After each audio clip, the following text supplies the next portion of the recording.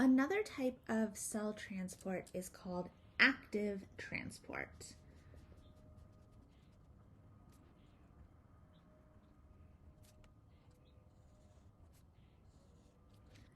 If you haven't already taken notes on diffusion and facilitated diffusion, I suggest you go back and watch that video first. Active transport is the movement of molecules against the concentration gradient.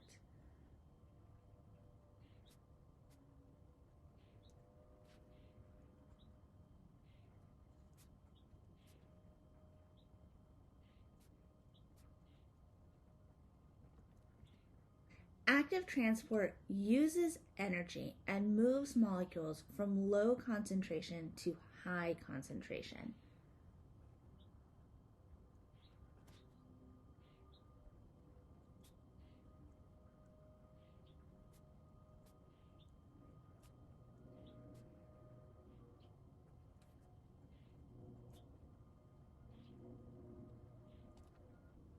Like facilitated diffusion, a transport protein is required to move the molecules from one side of the membrane to the other. This transport protein acts like a pump. So what I'm drawing here is I'm drawing my phospholipid bilayer. This is what the cell membrane is made of. These are the phospholipids.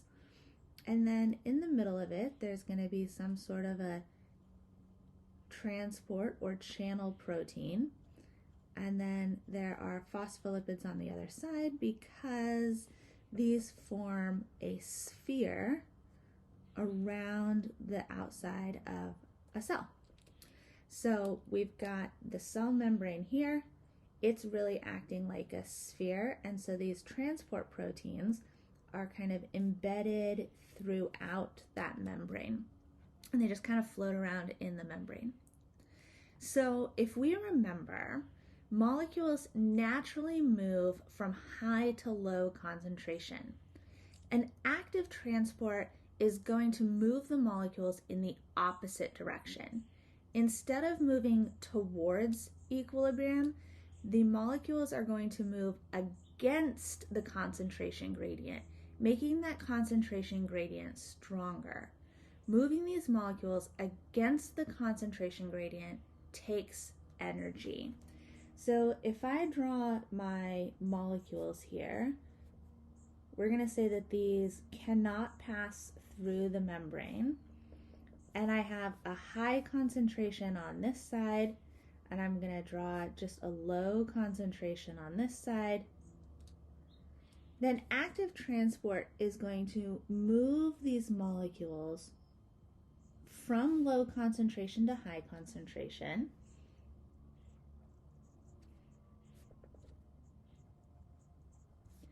And this transport protein, it's going to need an input of energy that's called ATP. And that ATP energy is going to be what allows this movement to happen. So when this molecule gets moved over, this now becomes even higher, and this concentration becomes even lower. So let's just put here a couple of reminders. We are moving from low to high concentration, and this process uses energy. Those are going to be two main ideas. So let's do some practice. Assuming these molecules are all moving in the direction of the arrow, are the molecules moving by active transport? No, these molecules are not moving through a protein, which means that they are not doing active transport or facilitated diffusion. And the molecules are moving from high to low concentration, which means this is just normal diffusion. Are these molecules moving by active transport? Yes, these molecules are moving through a transport protein and are moving against the concentration gradient from low concentration to high concentration. Are these molecules moving by active transport? No.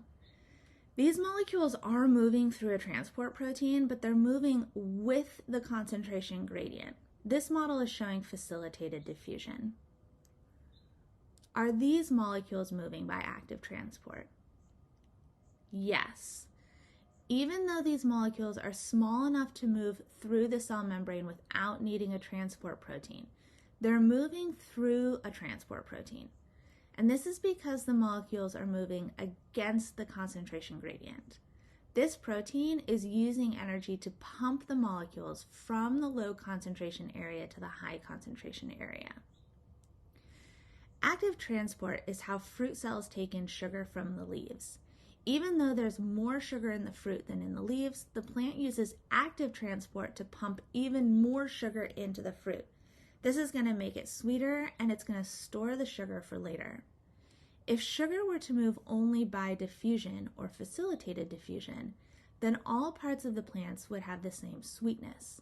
It takes energy to work against diffusion. Active transport uses energy to pump molecules into or out of the cell. Remember, with active transport, the molecules are moving from low concentration to high concentration, and this process uses energy.